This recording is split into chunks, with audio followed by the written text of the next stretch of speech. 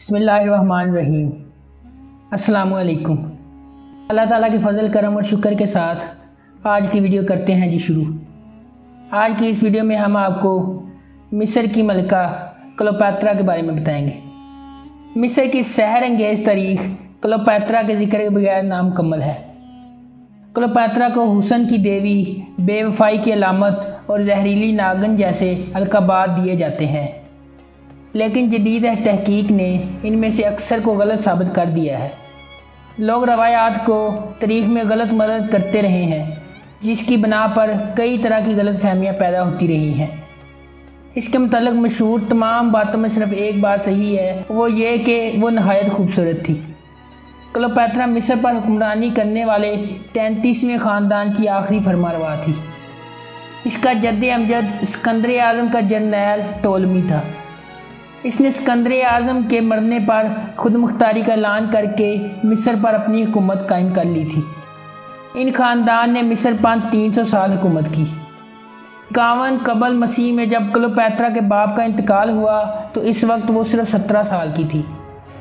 मिस्र के रस्म व रिवाज के मुताबिक ख़ानदान की बड़ी लड़की तख्त की वारिस बन सकती थी, लेकिन रिवाज के मुताबिक इसे अपने छोटे भाई से शादी करना पड़ती। चनांचे क्लोपेत्रा को अपने 12 साला भाई टोलमी दवास दहम से शादी करना पड़ी और दोनों मिलकर मिस्र के तख्त नशीन हुए। हुकूमत के तीसरे साल दीगर अमराए सल्तनत के भड़काने पर टोलमी ने हुकूमत की कली इख्तियार अपने हाथ में लेकर क्लोपेत्रा को जला वतन कर दिया।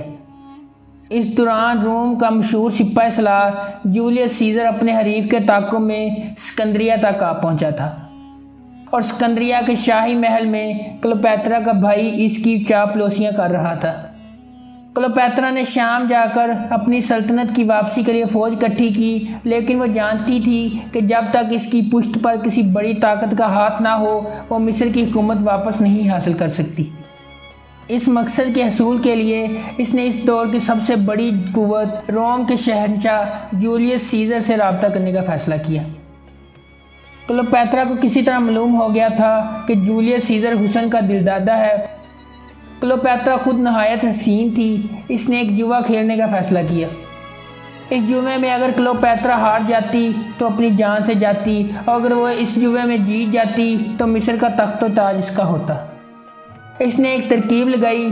इसने अपने आप को एक कालीन में लपेटा और वो कालीन अपने ख़ास आदमी के ज़रिए जूलियस तक पहुँचा दिया।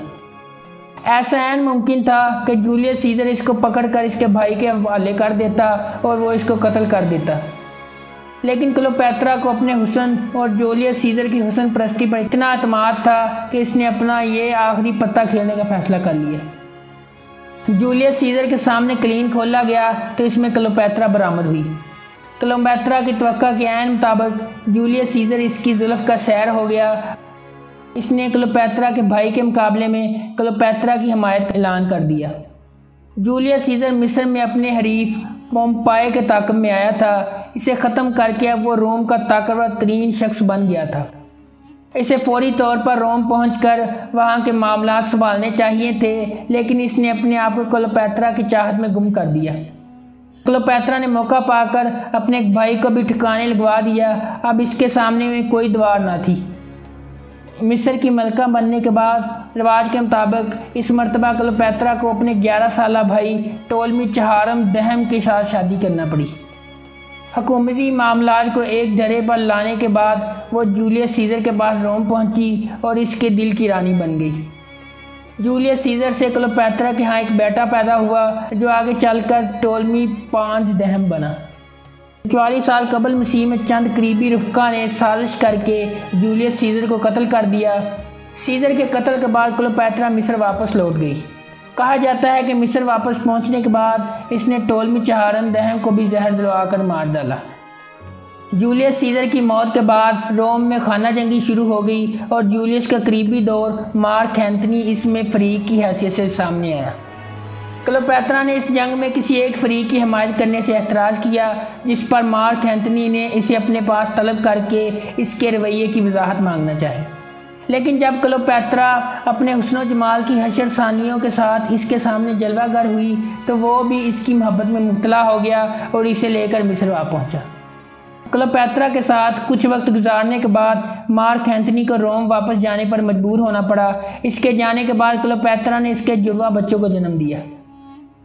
32 कबल मसीह में अगस्टीन, जो आगे चलकर सीजर अगस्टन बना, ने मार्क एंथनी के खिलाफ जंग का ऐलान कर दिया।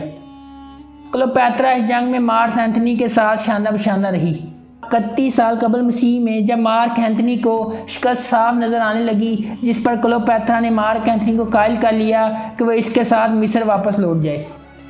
लेकिन इससे पहले कि इस इरादे को अमली जाना पहुँचाया जा सकता, मार्क एंथनी तक यह झूठी खबर पहुँचाई गई कि क्लोपेत्रा को कत्ल कर दिया गया है।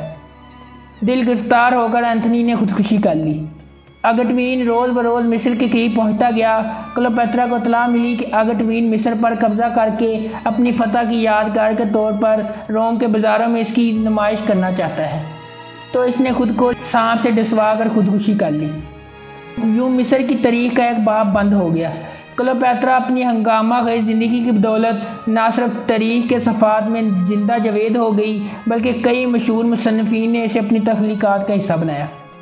क्लोपेत्रा को मौजू बनाने वाली मशहूर तसनीफ़ात शेक्सपियर का drama Anthony and Cleopatra, John Dryden का ड्रामा ऑल फॉर लव और जॉन बर्नार्ड शॉ का ड्रामा सीजर एंड क्लोपेत्रा शामिल है। अगर आपको हमारी ये वीडियो पसंद आई है तो इसे लाइक करें, शेयर करें और चैनल को सब्सक्राइब करना मत भूलें। शुक्रिया।